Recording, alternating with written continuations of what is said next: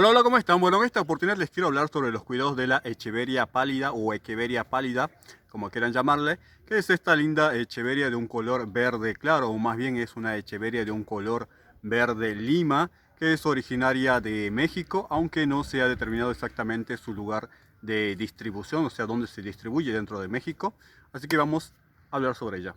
Respecto a su ubicación, bueno, es una suculenta para cultivar en el suelo o en maceta. Si viven en una zona de clima seco, no van a tener problemas con tenerla plantada en el suelo, pero si viven en una zona con algunas lluvias, pueden optar por elevar un pequeño cantero donde puedan plantarla para que al estar más alto del nivel del suelo pueda el agua escurrir por efecto de gravedad, que es lo que se conoce como jardines de suculentas o jardines de plantas crasas, ¿no?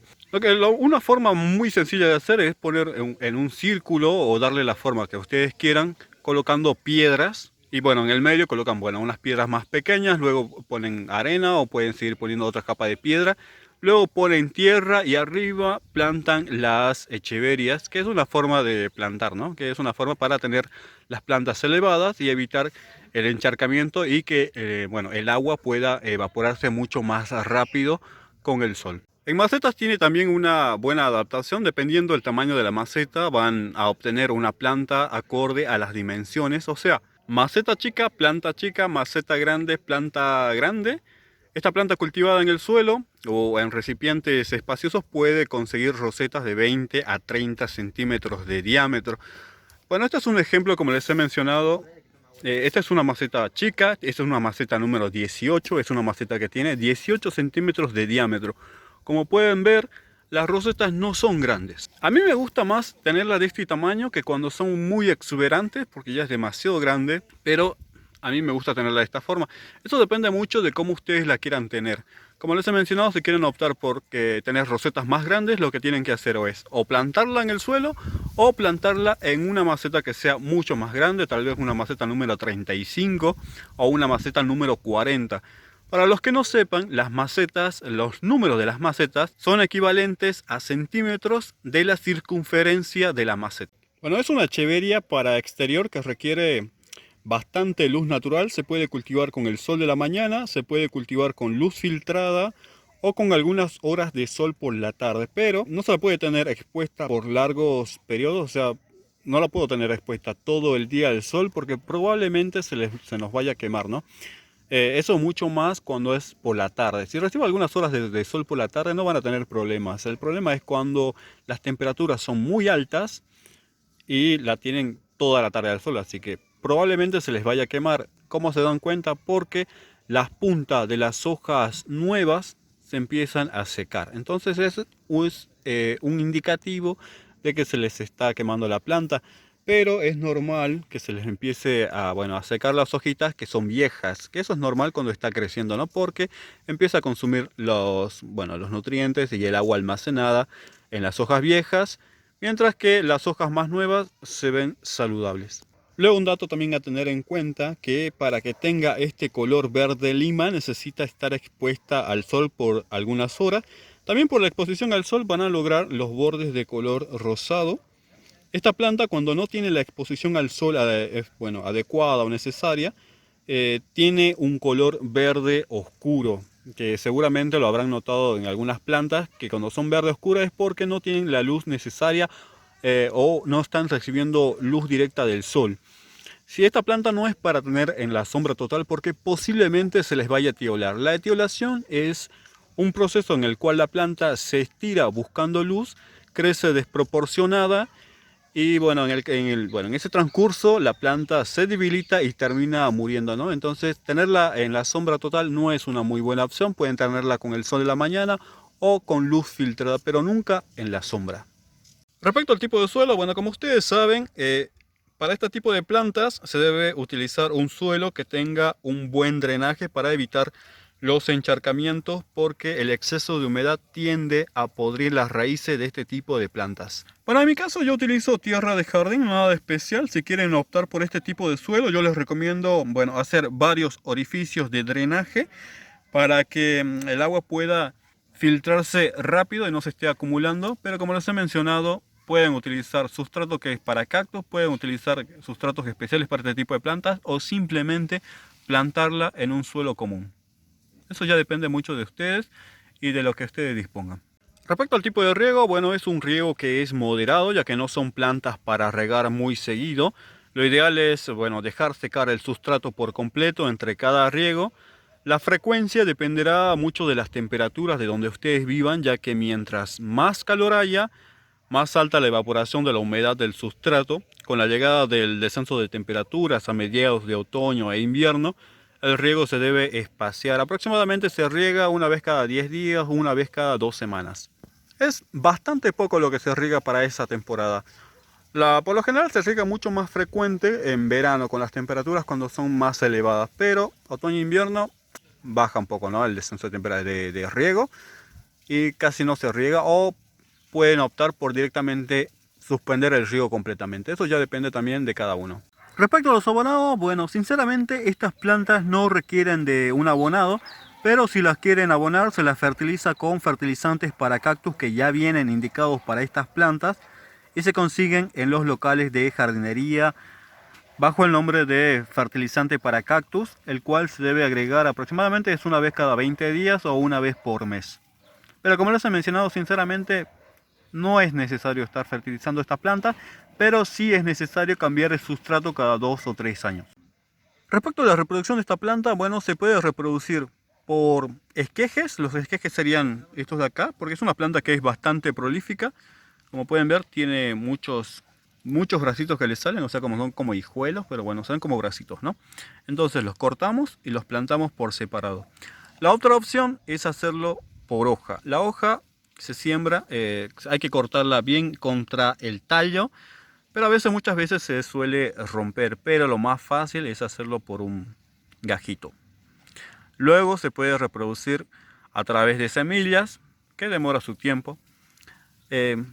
También se puede hacer a través del escapo floral.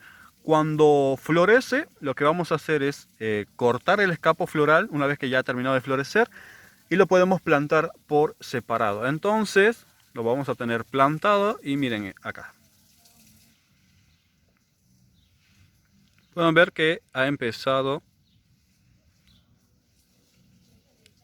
a generar brotes. Cada brote ya tiene sus propias raíces porque el escapo floral se empieza a secar.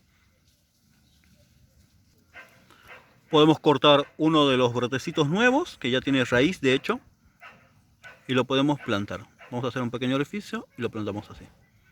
Es una planta que es bastante prolífica, da muchos hijos, es muy fácil de reproducir, pero como les he mencionado, la forma más fácil de hacerlo es a través de esquejes. Y así nos va a quedar. Respecto a las plagas y enfermedades, bueno, suele ser una planta bastante saludable. Yo nunca tuve problemas de plagas con este tipo de echeveria. Pero como ustedes saben, y para los que no sepan, las plagas más comunes en este tipo de plantas suelen ser los caracoles, las babosas, los gusanos, los pulgones, las cochinillas y a veces en época de lluvia o cuando se moja mucho la planta suelen aparecer problemas de hongos foliares, ¿no? Los gusanos, los caracoles y las babosas, lo más fácil y ecológico para sacárselas de encima es quitarlo con las manos, llevarlos a otro sitio donde, bueno, lejos de su jardín, ya sea un descampado, ya sea un baldío o cualquier otro terreno que no esté habitado, y los dejan ahí. Esa es la forma más sencilla de sacárselos de encima.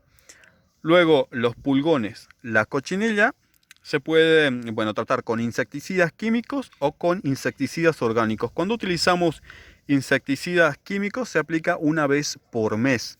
Cuando es un insecticida orgánico como el aceite de NEM o el jabón potásico, se aplica aproximadamente cada 2 semanas o cuando ustedes vean la presencia de estos insectos.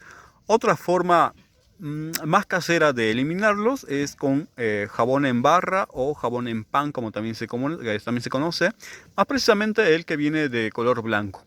Rayan la cuarta parte, lo diluyen en 1 litro de agua, lo colocan en un pulverizador y rocían donde están los pulgones. Ninguno de estos insecticidas ni el jabón en pan es una cura definitiva, o sea que siempre hay que estar tratando la planta para evitar que aparezcan las plagas, ¿no? Cuando es un problema de hongo foliar se caracteriza porque forman manchas oscuras, que por lo general son café o son marrones, ¿no? Son marcas circulares. Entonces se debe tratar con un fungicida. Yo por lo general siempre recomiendo directamente utilizar un fungicida químico que es mucho más potente, mucho más efectivo a la hora de tratar este problema, ¿no? Porque si no a veces es como que se sigue expandiendo y van a seguir teniendo un problema. También se puede hacer de forma casera. Suele llevar más trabajo, pero también suele ser efectivo. ¿Cómo se prepara un fungicida casero? Bueno, con una taza de leche, se utilizan leche en polvo para prepararla. Van a evitar el mal olor de que se les vaya a podrir. Colocan 4 cucharaditas de bicarbonato, o sea, cucharillas, mejor dicho, y 4 cucharadas de detergente líquido, lo mezclan todo, lo colocan en un pulverizador y rocían la planta. Esto se hace más o menos cada 3 o 5 días, hasta que vean un mejoramiento en la planta, ¿no? Luego, como datos extras, les puedo comentar que esta echeveria puede alcanzar una altura de 50 centímetros.